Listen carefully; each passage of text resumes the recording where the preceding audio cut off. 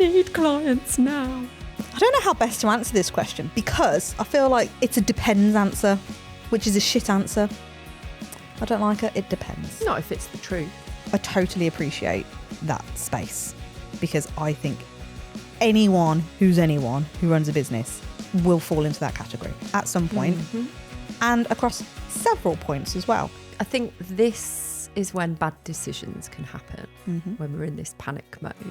Are we consciously in get energy? Because again, I think it's okay and it's not okay to be in get energy. It's okay to be in it because it's very normal, it's very human, it's very a normal thing to do. But if you're going to panic react and then potentially make these bad decisions off the back of it, maybe not so good. Making your offer more bespoke to somebody, and that's really hard to do because again, you have to step away from panic mode and really look at it to go, okay, who can I help here? Mrs. Moorcraft. How to get clients fast. Fast. Fast. It's a bit weird if you say fast. Yeah, I know. It's fast. It's like fasting. How do you get them then? We get asked this all the time. I need clients now. Yeah. Well, I don't know how best to answer this question because I feel like it's a depends answer, which is a shit answer. I don't like it. It depends. Not if it's the truth. Okay. I mean, fair point. What does it depend on? I think it depends on what's your motivation for needing clients fast. Yeah. Because if you are in... I mean, okay, let's face it. That type of question would indicate to me that you are in panic mode. You're like, I just need some clients. Like, I need to get clients. In fact, basically, I need the money. Yeah, it is that. It's always going to be that. I need the money, I'm honey. up shit creek with cash. Yep. I need some coming in. Mm-hmm. So, therefore, you almost want to and need to split this into two trains of thoughts, or at least be aware of them, I feel. One being, I totally appreciate that space because I think anyone who runs a business will fall into that category at some point and across several points as well. Even when your business is rocking and rolling and you're doing everything right, being a business owner naturally comes with quieter periods where your brain, who likes to keep you safe, will go, fuck, got no money coming in this month. What do I do? What you choose to do with that, though, is where I think it separates that. What's the phrase? It's going to be really boring now because I can't think of it. Separate the weeds from the... Chaff. Should see the hand movement she was doing at the same time. Just a little. Another YouTube plug here. You need to watch this. Yeah. You got it though. I got it. Got my little sideways thing anyway. Yeah. Because if you are operating in what we would reference as get energy, and I think you can see and feel get energy a mile off because you will likely see loads of social media posts predominantly going, I've got 3 spaces or heavily discounted or heavily discounted more so probably. I don't know, what else do you see? Like maybe a workshop if you wouldn't normally see that person do a workshop. Do you know what I mean? Like random things come out. Like just trying to sell your soul essentially to go like, I just need some money in. I think this is when bad decisions can happen when we're in this panic mode. And which we have been in and done. Oh yeah, we absolutely have. Everything we talk about is from our own experience, by the way, everyone. I think it's that bad decisions can be made and you forget what works well. And instead of just doing more of that, you tend to do all these other things. Yeah. Yeah. Because if you double down on the thing that has worked really well in the past, that's always going to be a good strategy, isn't it? Why do we do this? Don't know, because we just forget that. Something about our brains, isn't it? To go like, oh my God, it's not working. That thing that normally gets me regular clients has stopped working. I need to try something else. And just rationalisation, is that the right word? That seems to go out the window. Yeah. So And we look to all these other people and things and, you know, the busyness of social media, things pop up and you go, oh, could try that. Oh, could try this. That's something that could work. That looks shiny and new. It's a bit like this instant gratification thing again, isn't it? It's like, I need something that's going to land me a result now. I just think this day and age, God, I sound like my mum. The way things are at the moment is so hard. It is hard to run a business. Oh. And I'm not saying that as like woe is me or anything like that, but yes, you defeatist. There's so much noise and there is so much you've got to switch off from.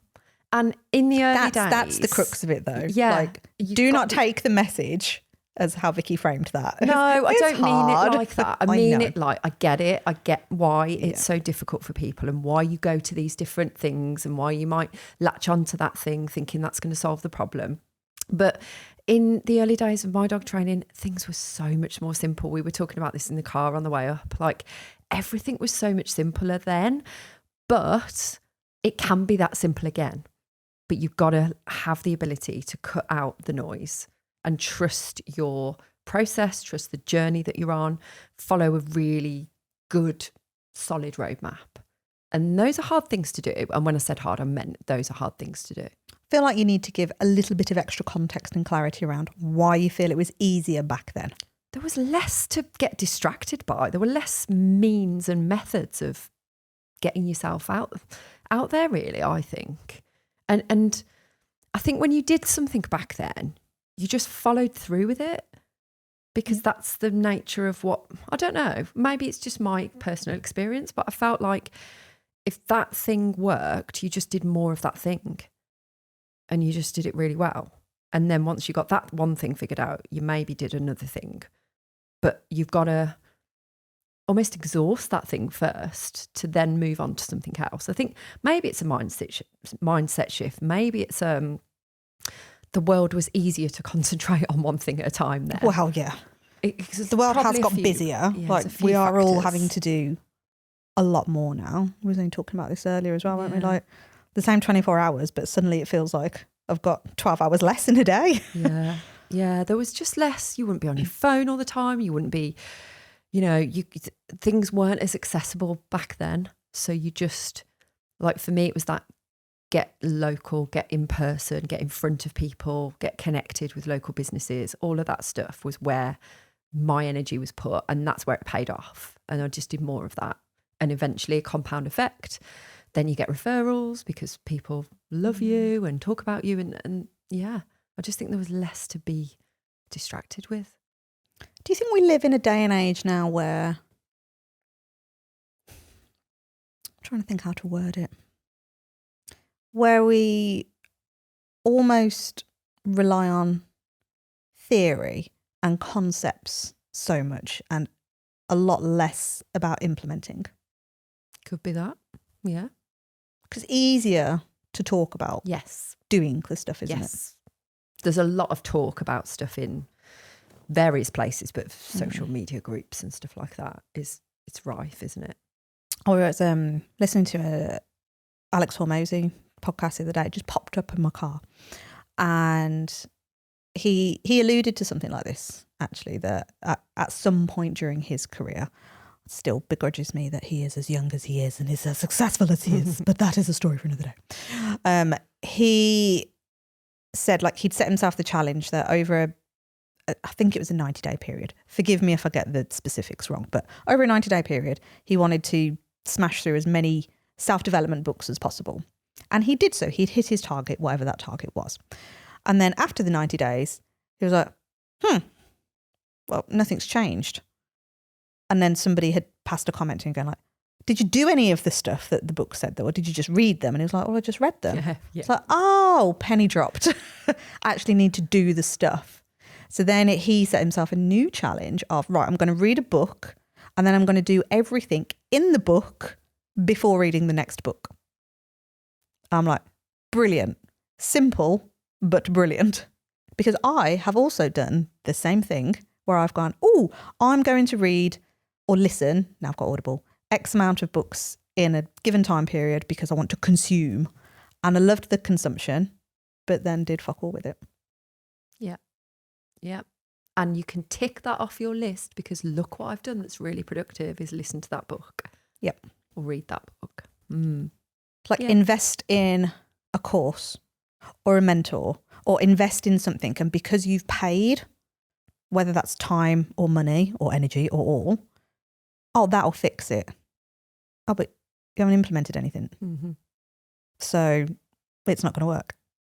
And we've done that. We have done it. We've done a couple of online course things that we've never even touched or looked at or utilised. Yeah. And we've got the awareness to go like, it's us. Yeah. But some people don't, do they? They're like, that's rubbish. It didn't work. Mm-hmm. Yeah. But yeah, that implementation. So I think, looping it back around to how do you get clients fast? Well, let's look at the actions. Let's look at what mindset we're coming from. Are we consciously in get energy? Because again, I think it's okay and it's not okay to be in get energy. It's okay to be in it because it's very normal, it's very human, it's very a normal thing to do. But if you're going to panic react and then potentially make these bad decisions off the back of it, maybe not so good. If you're in it and you're consciously aware of it and you can make or have the ability to make better decisions or ask for help on certain decisions, let's again assume you're with a mentor or somebody, then you're coming at it more logically, you're not emotionally charged behind it.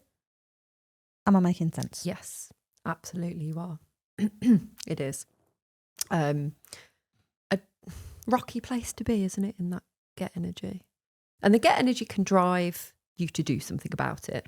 It can definitely have that, we kind of thrive off it sometimes and go like, we need to make sure this happens now, because if we don't, we were only talking about consequences of not doing something at lunchtime as well. So I think it's using it as a driver, but not using it to drive bad decisions. Yeah. Because they will be, and you'll reflect on it and go like, oh, why did I do that for? Why did I? Or you'll discount things where you wouldn't normally do it, or you'd offer half a program when you'd normally only offer the full program, and then instantly regret that, knowing the person needs the full program. The person's not going to value it if they've got it at half price, and it doesn't serve you because you can't pay your bills if it's half price. So generally speaking, you'll have that remorse about it straight away. I've done it again, myself. So it's having those, it's knowing that the strategies you are adopting to get clients fast are a way of ramping up, but without that compromise. Yes. So where do we start then if we need those clients fast? What's the typical thing that dog trainers do when they need to get new clients in? Where do they go to first? Socials? No? Is that what you're on about? Yeah. I'm trying to put myself back into dog training mode. Yeah. What would you start to do? Who would you try and reach? What tactics would you employ? Well, again, I think this is where it's really difficult, because I genuinely think a lot of people's brains would jump to maybe paid ads. Yes. But then if you haven't got the cash coming in, because let's face it, when we say we want more clients fast, or we need more clients, whatever, we're not actually saying we need more clients. We're saying we need more money. And I think half the battle is accepting that reality. The more we've done this work in K9 Business Academy, the more that I have realised how hard it is for people to actually accept that is the case.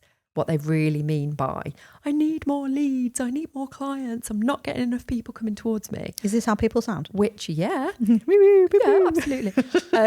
But you have to keep asking questions to get the real answer, don't you? From some people. They're like, oh, because, and they give you really surface answers. Okay, so what does that actually mean then? And they really don't want to tell you, and then they go, it's probably because I need more money. It's okay to say it. It's all right. We are scared to talk about money. So scared. And again, I don't know enough about other cultures. I do wonder how much of a British thing it is. I think it might be a British related thing, isn't it? I remember when, like, was it you asked me, like, would you like more money in your business? I'm like, yep. Like, you don't have to ask, you don't have to, like, keep getting that information out of me. Of course I would. Yes. My sister makes me laugh. I've been away with her this weekend. I've spoken about my sister a little bit before and how we're very different. Love her to death, but very different. And she is convinced. I genuinely can't remember the whole context of the conversation, but we were talking about something, and I think I may have mentioned that like we're really wanting to push and grow Canine Business Academy. Like we want it to be really impactful. We want it to be really like our version of success, and it would be amazing to turn that into a £1 million business, because look at how many people we would have been able to help with that level of like turnover and investment coming through. And her comment back was, oh God, all you're bothered about is money. You're so money driven. I'm not. I just want enough money to live and to just do the things that I want to do. I was like, but I feel the same way though, Cal. Like I'd be quite happy just having comfortable money. You know, when you can still put a little bit away for a rainy day and you can pay all your bills, and maybe I've got like childcare sorted for a few months in advance. I'm debt free. All of these things I feel like is relatively air quote normal bracket. It's just that I need more money to be able to pay for all of those things. But she sees me, and the more I learn about money and people and everything else, like I can see the way she talks about it, it's fear. Everything is fearful for her around money, even though everything she says, surface level, is I'm totally confident around money. I've got my full-time job. We're fine. Pay the bills. Da da da. But when you talk about it, you can almost see her like shrivel away and be like, "Oh, I don't like talking about money." So she sees me as a negative thing because I'll openly talk about money, because I just see it as another. I don't know what I see it. I don't see it as a thing. Like I see it as an everyday thing. Like I could talk about that glass of water on the table. If that was a wad of cash, I could talk about that. It's the equivalent to me. You wonder where that comes from, don't you? And go like, well, if she's worrying about what other people would think of her, if you don't care what people think of you in terms of that, the way you talk about it, because that's always paired with the impact you'll make as well, which is if it was just all about the money and we didn't care what results people got and we didn't care what the impact, whether we were doing a bad thing or a good thing for the industry, well, yeah. But it's part and parcel. Like the more money you make, the better the dog industry is going to get because of the knowledge that's out there. The other thing, obviously, which might be coming into it, is the jealousy around the fact that you can talk about it and she can't. Maybe. Could be a bit of that. It's honestly, it's fascinating when you sit, like if I could step out and just watch these conversations unravel between me and her, but it's a constant theme. Like you always talk about me, but she puts it on that like almost derogatory tone. It's a flaw of yours, right? Yes, it is a flaw. Yeah. That's exactly how it's perceived. So I wonder if actually other people feel the same way, maybe in the British culture again, which is why we mask it under, well, I just need more clients. Like, how do I get more clients? Yeah, probably that. We don't like talking about death either in this country. No. I used to work in the funeral industry, and there's massive, like some cultures like really celebrate death. And I know this is going off in a tangent, but it's like this British reserved thing. And then it's all cloak and dagger, and we don't really understand what happens when someone dies. And like I worked in a crematorium and we did open days, and people were like, so weird. Yeah, but it is weird. But also it takes the stigma away. Yeah. It helps people understand what happens when somebody dies, that it's not all weird and, this weird like perception people have about a spooky crematorium. And it's like, it's quite clinical, it's like hospital-like, it's quite like very good systems in place. Obviously it has to be, so you don't get things mixed up. And like for me, I'm like, you're taking that barrier away and you're opening up the conversation, and there'd be people that would come along and go like, this has been so useful, or so-and-so's dragged me along and I didn't want to come and I was really like not looking forward to it. And I've found that it's been really helpful because I'm not fearing it anymore, and I'm more open to planning for it and, helping my family with it. And I know it's like a bit of a strange comparison, but almost that money thing is like, if we talk about it more, put it out there. Yeah, normalise it. Like, then it will be easier for everyone to well, it will certainly help you. Yeah, it will certainly help you get, I'm not going to say clients faster, but it will help you get clients because lo and behold, you have to talk about money when you are selling your services. Yeah. And if we're then not afraid to want more money, we'll not be afraid to put our prices up so that it reflects what we should be, positioning our services at. And then again, looking at that ripple effect of the impact we'll make as a dog trainer to those dog owners, I think it's all connected. Yeah, which makes it really difficult to do a succinct podcast. Unless, of course, everyone listening, you just want like 15-minute to the point. We would struggle with that. I think we would struggle with that, to be fair. But it's all relevant stuff. So, okay, let's give someone the crux of the thing, right? So we are typically thinking of that dog trainer will go, oh shit, I need some more cash. I'm going to go and put ads on Facebook. I'm going to go and put social media posts out in community groups, And for clarity, are we saying these social media posts are essentially sales posts? Yes. i.e. buy my thing. Get this thing. Can you do your thing? Buy this thing. I've done that for ages. Come and buy this thing. Course starts in 2 weeks' time. Like 2 places left. Come and get them. Or it's probably more like 8 places left, but we might say there's 2. That's the typical kind of thought process that I'm thinking here. So what's the way that we can then get someone to think a bit more strategically and be more successful in bringing those clients towards you? This is the really hard thing, because if you are in that get energy bit, it's such a skill set to be able to detach yourself from that thought and not do everything you've just described and go, okay, how did I get my previous clients, my current clients? Who do I already know that knows me, that likes me, that trusts me, that I could maybe offer an upsell to, or a slightly different offer or package that would be beneficial to that individual? So making your offer more bespoke to somebody. And that's really hard to do, because again, you have to step away from panic mode and really look at it to go, okay, who can I help here?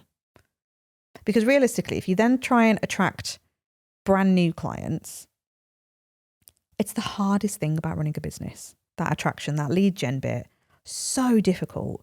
The best business model you will ever have is a client retention one.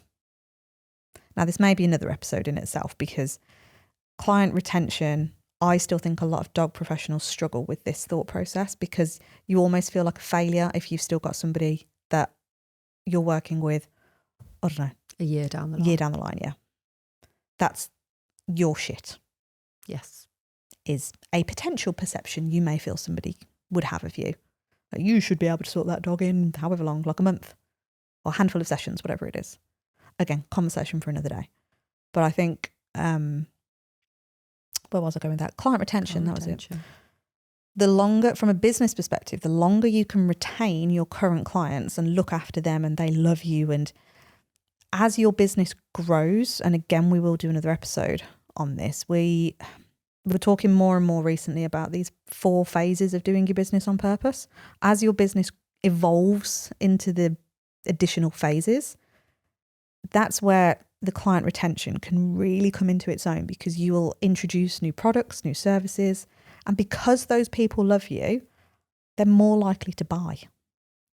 They're more likely to want to stay with you. They're more likely to go, oh, you've just put this thing on and I want in just because I love you. Yeah. And it's almost like the listeners of this podcast. So some of you listening to this podcast that will have been listening since day one, since the 31st of January, 2004. No, 2004. 24. Lost like 20 years there. It's a very long time. We've been doing it this long. 31st of Jan 2024. and you are dedicated and you don't miss an episode and you're learning every time, hopefully these things are true, you're learning every time you listen. There's a lot of assumptions here. But, and who knows that you might one day go, oh, wow, that actually sounds like something that I'm interested in. Now, it might not ever be, and that's fine, but it might be that you are at the stage where you go like, actually, I'm going to find out a little bit about them, a bit more about them, and a bit more about how they help people. And it's that nurturing, it's that trust building. Like, I think if you've been listening for that long, you'll know us pretty well by now. And we are no different when people work with us and they comment on that kind of thing all the time. We're no different in real life. There's no kind of holds barred. So it's who you know, it's always going to be easier to sell to those people. It's always going to be a genuine, like, I want to help. Like, who do you know that could benefit from my services? And that who do you know question is so powerful, isn't it? Because if you ask somebody that potentially could need your services, who do you know? Then they might go like, oh, what about me? Awesome.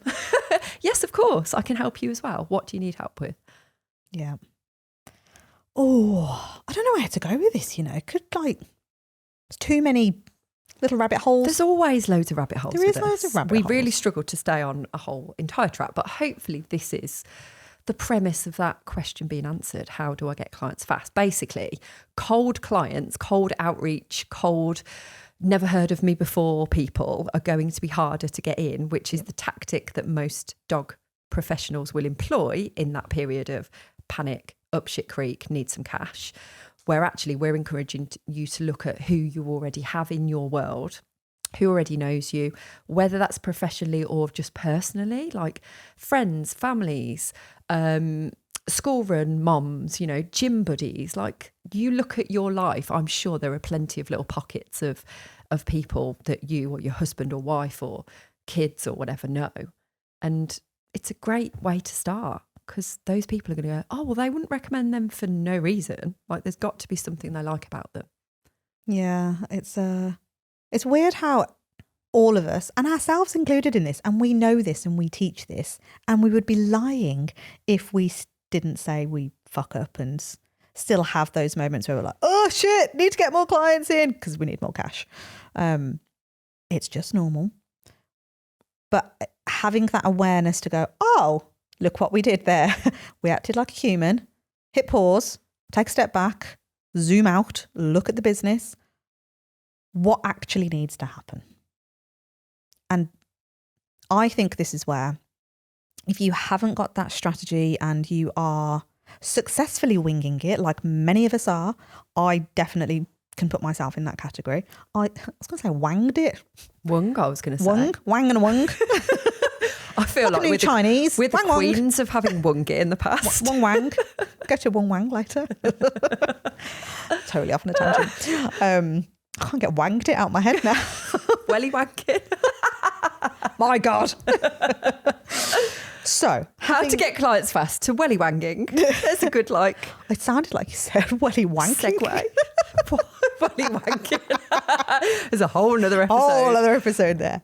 Hopefully that doesn't get picked up. Yes. Apologies. Yeah, I successfully winged it for many years. Just say winged it now. Winged it. Kind of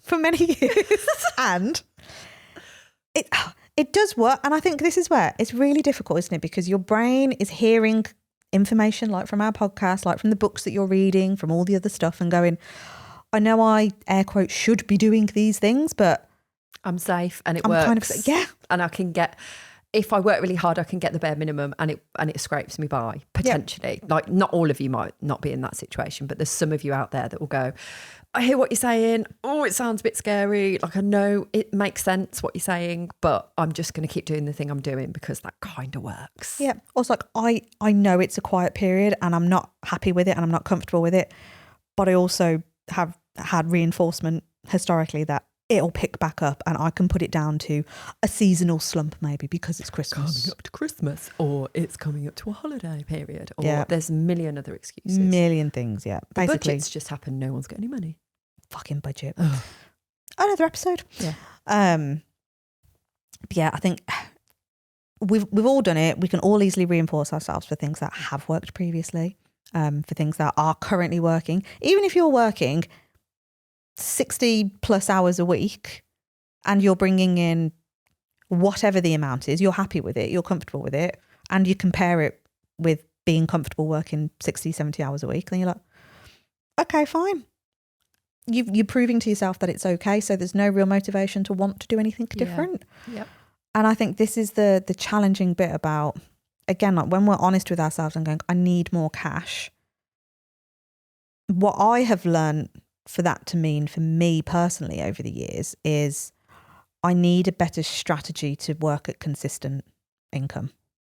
Because if I'm having these moments of shit, I haven't rinsed and repeated a model enough to know that it consistently works. Yeah, and this brings us all the way back full circle and going, do that simple thing. Back in the days before the social media, I'm not saying social media can't be part of it now, but I'm saying make sure you're doing the thing that worked at whatever level and it brought you some success. Double down, do it really well. Maybe people don't know what works.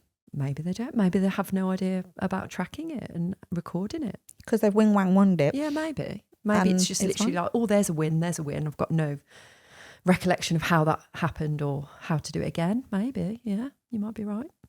So we don't know how to double down because we don't really know what's working. We just know. True. Because I do hear this a lot actually, and we have conversations about this in our program of if your thought process is you typically get clients from Facebook, for example, how confident are you on that data claim? So how many have you had from Facebook and from what posts? Yeah. Can you directly link it to a certain post? A lot of the time, I think it's guesswork. It's that trust building bit, and it just so happens to be. And again, because we're not collecting the data, and again, I'm assuming here, but because we're not collecting the data, it might be easy enough to say, or rather maybe not easy, but that thought process might be there to say, well, I normally get them from Facebook because maybe that's where potentially you've had the DM, or maybe someone has commented on a post. But how long have they been lurking? This is the thing, right? So we've recently had a couple of replies to our weekly emails where people have inquired, haven't they, from us? And then when you look at the data, like how long have they been on that mailing list? How much are they in our world? You generally realise they've been there a while. And there's something in that last email that like really resonated, was that all their situation has changed and they're like, shit, I need to do something about this now. Your email's popped up and now's the time I'm going to actually find out a little bit more. So you don't know whether, yes, they've come off the back of the mailing list, but you don't know whether that's just it, really. Yeah. And just because you've put that sales post out, we assume that's what's brought them in. But it could just be a culmination? Culmination? That word. Culmination of compound effect of over time. And maybe being in the Facebook group, having the book. In this case, this person is in the Facebook group, has the book, receives our emails and has done for about 18 months. Wow. A lot of consumption. Oh, and listens to this. By the way, tracking your data is painful. It is. I hate it. Oh, I hate it, but it helps a lot. Mm-hmm. Helps to figure out what's working, and then you can start doubling down on that when you are in these places of panic. Yeah. I don't really know if any of this has been helpful. I'm going to say yeah. Yeah? Yeah, I'm going to put my hands in the air and go, yes, it has been. I don't feel like we've given yet, because maybe we have. Like what are there two things? Are there three things? Are there things that somebody would have been doing? What, off the back of this? Yeah, like on how to get your clients then. Well, the first thing I would say is that hopefully you've taken away that going cold to people is the hardest method of bringing people towards you. So if they're brand new to you, it's always going to be a harder sell. Going to the people that know you and trust you first is always going to be an easier. Okay, then so off the back of that then, an action point you could all take is be mindful about trying not to get into the position where you're asking yourself, I just need some more clients in now. Yeah, basically preventative. Yes. Think about all the things we say as dog professionals. Like, wouldn't it be amazing if owners brought us in ahead of the issue? Never happens though, does it? No. So we all do it. We're all human. So own that bit first. But try and think preventative where you can. And when we're in prevention thought process, this is where you need to consider, what are you doing about lead generations? Like, how often are you showing up? On what platform? Why that platform? What consistency are you doing? Because if you're popping up ad hoc, and by ad hoc I mean maybe you've done 1 week out of the month and then you've done nothing for another 3 weeks, and then you've appeared again and you've just done one post, and then you've disappeared again and then you've done another post. And let's maybe assume all of those posts are potentially a little bit salesy. That's what we're going to be known for, isn't it? Is trying to sell something really obviously. Yeah. So you're not nurturing an audience. To me, that doesn't constitute lead generation, just because you're saying, I've got spaces on my class, or I've got so many grooming slots, or I've got so many one-to-ones, or whatever it is. Those don't typically work. So you need to start thinking about a nurturing strategy. And for me, social media is a platform where somebody is almost just sense checking that you're real. Mm-hmm. So are you a real human being? Do you do real human things? Mm-hmm. Yeah. Do I get to see you, hear you, virtually touch you? That's all I use mine for. That's all I use my social media for. When I had my dog training business, it was not a big part of my lead gen. No. I never got inquiries off it, but I never put the work in to get the inquiries. I'd rather do the on the ground stuff locally. And that's what always worked for me. Yeah. Back to my roots. But again, like you knew you wanted a local business. Yeah. Never wanted an online. And again, I think this is business. where the strategies come in from thinking about lead gen. If you want a local business and perhaps you're putting all your efforts into TikTok, you may not get the same kind of local business. Very unlikely.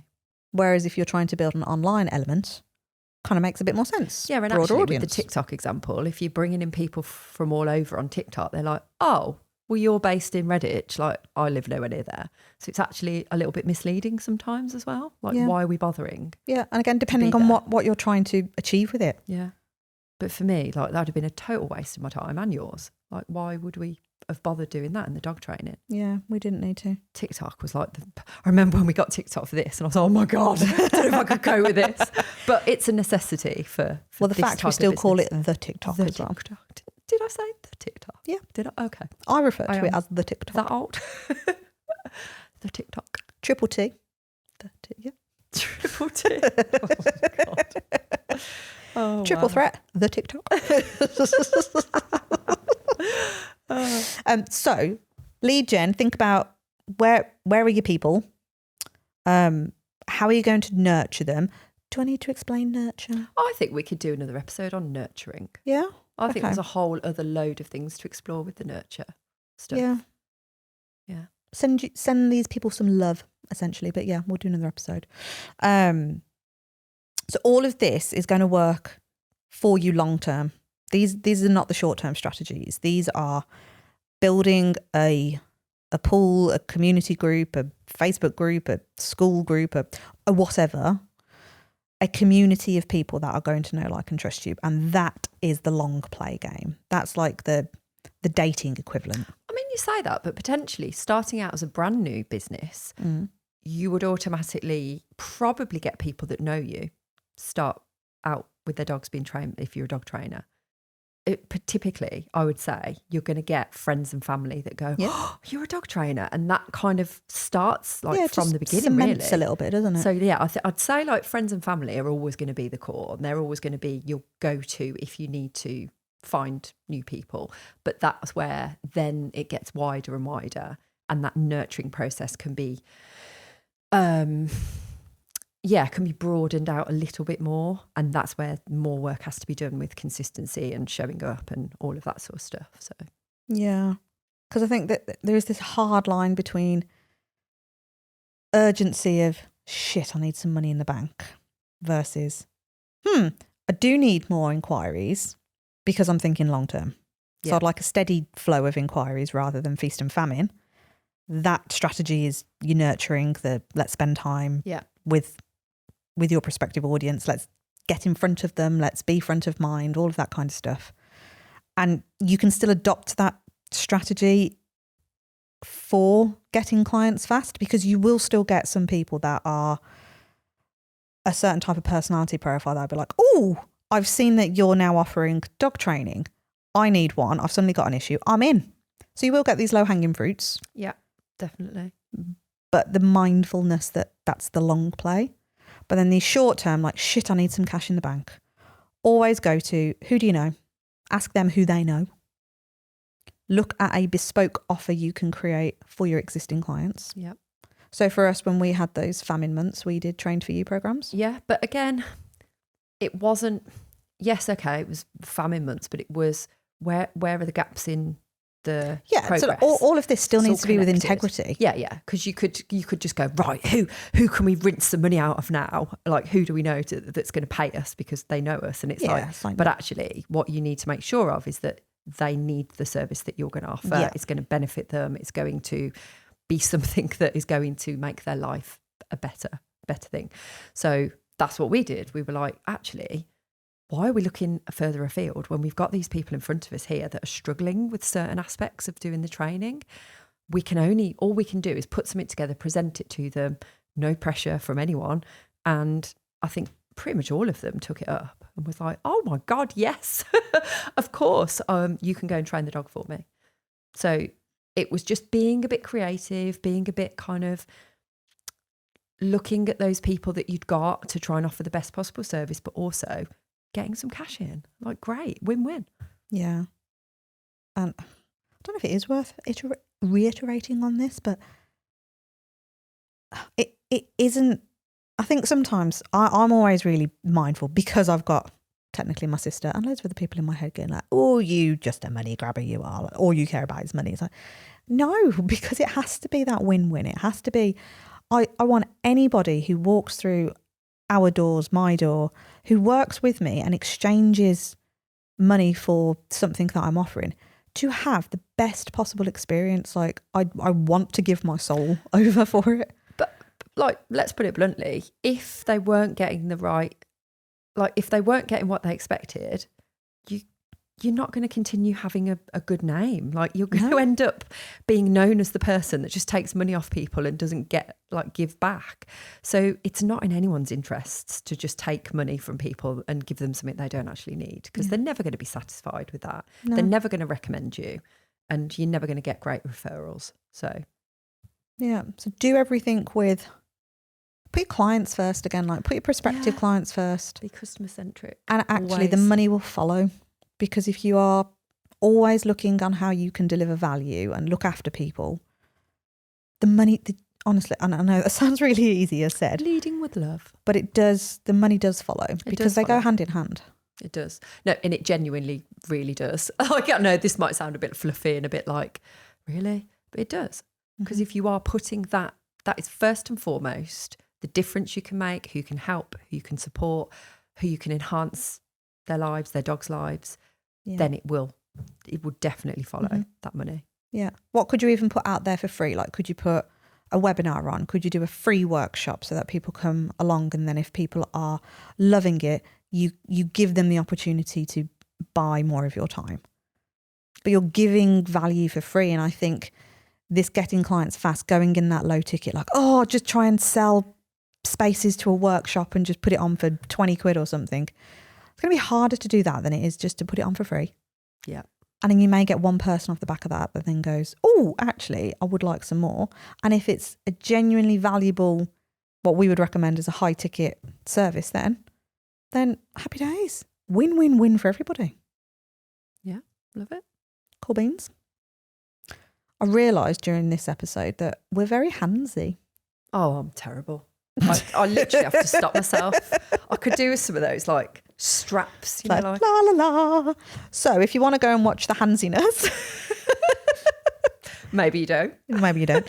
Head over to the U of YouTube. YT.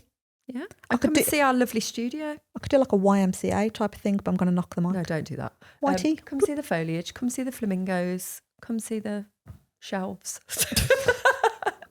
On that note, It's all there. bye.